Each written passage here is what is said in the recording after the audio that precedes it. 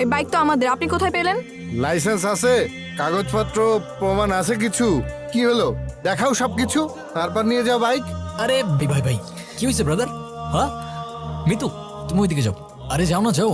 কে রে তুই? দেন না, ও বুঝতে পারে নাই। হ্যাঁ, আর বাইক ফেরত দিতে হবে না, আপনি শুধু আমার ব্যাগটা ফেরত দিলেই চলবে। আমি ওকে রেখে আসি, আপনাদের সাথে এসে পরে কথা বলছি।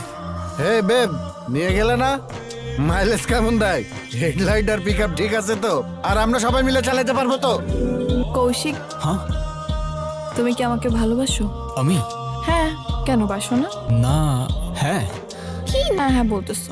আমি জানি তুমি আমাকে ভালোবাসো। ওকে, আর তুমি? আমিও তোমাকে ভালোবাসি।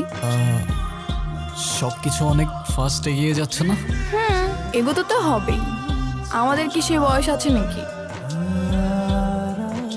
কিন্তু আমি তো ভাবছি অন্য কিছু। কি ভাবছো? তুমি বাবাকে বিয়ের কথা বলো। বিয়ের কথা মানে? কেন করতে চাও না? না, চাই, কিন্তু এখনই? হ্যাঁ, কোনো সমস্যা? না, কোনো সমস্যা তো নাই। শুনো, আমি বাবাকে দেখছি অনেকের সাথে আমার বিয়ে নিয়ে কথা বলতে, তাই আমি চাচ্ছি বাবা আমাকে কিছু বলার আগেই তুমি বাবাকে বলে দাও।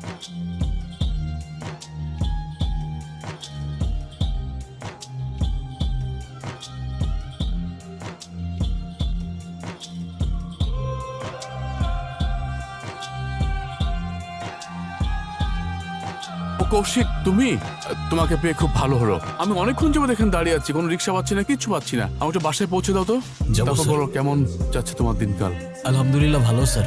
আচ্ছা স্যার, আমার আপনার সাথে কিছু কথা বলার ছিল।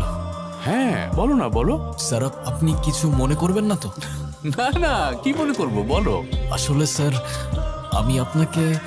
আমি আসলে বলতে চাচ্ছিলাম যে কৌশিক, এই রফিকের বাড়ির সামনে একটা জটলা দেখছি। দাঁড়াও, এখানটা একটু সেট করো। তোমার সাহস কত বড়? তুমি আমার বাড়িতে এসে তুমি আমার মেয়েকে নিয়ে যেতে চাও? দেখবো কে কি করে। এই কি হয়েছে রফিক? আর বললেন না, এই ছেলে বলতেছে সে নাকি আমার মেয়েকে ভালোবাসে। শুধু আমি না, আপনার মেয়েও আমাকে ভালোবাসে। হ্যাঁ বাবা, আমিও ভালোবাসি।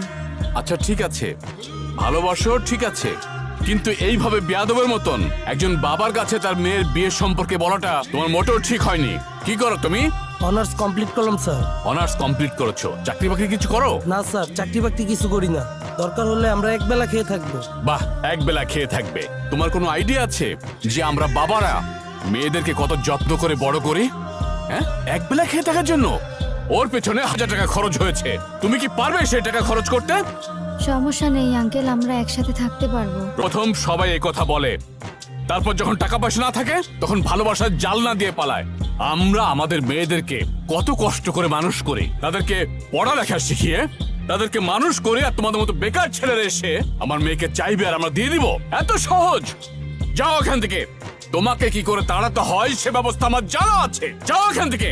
ওকে কি করে নিয়ে যেতে হয় আমার ভালো করে জানা আছে। যাও যাও।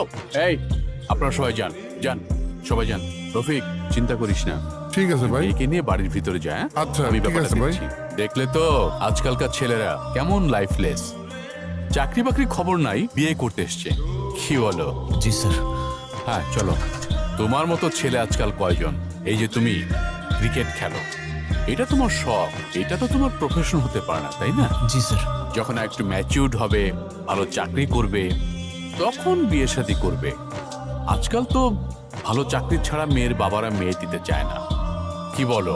জি স্যার, আপনি ঠিকই বলেছেন। আচ্ছা, বা তুমি কি যেন বলতে চাইছিলে আমাকে? না স্যার, তেমন কিছু না, এমনি। ও চলো। এই ভালো কথা, বাবাকে বলছো বিয়ের কথা? বাবা কি বলছে, রাজি হয়েছে? কিছুই বলি নাই আমি, আর যদি বলতামও উনি রাজি হতো না। মানে? উনি তোমার জন্য আমার মতো কোনো বেকার ছেলে চায় না মিতু। ভালো কোনো চাকরি না করলে উনি কখনোই মানবে না। তো এটা তো স্বাভাবিক, তাই না? আমি বুঝতে পারতেছি না, জানি না আর কি করব। ক্রিকেটের বাইরে তো কখনো কিছু ভাবি নাই আমি। তো এখন ভাবো, কি দেখতেছো? আগে আমি না ক্রিকেট? আরে বিষয়টা এমন না মিতু। তাহলে বিষয়টা কেমন?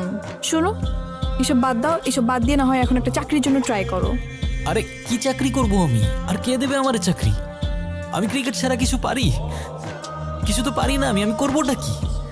এক্সকিউজ দেওয়ার সময় সব কিছু পারো, কিন্তু একটু রেসপন্সিবিলিটি নিতে পারো না।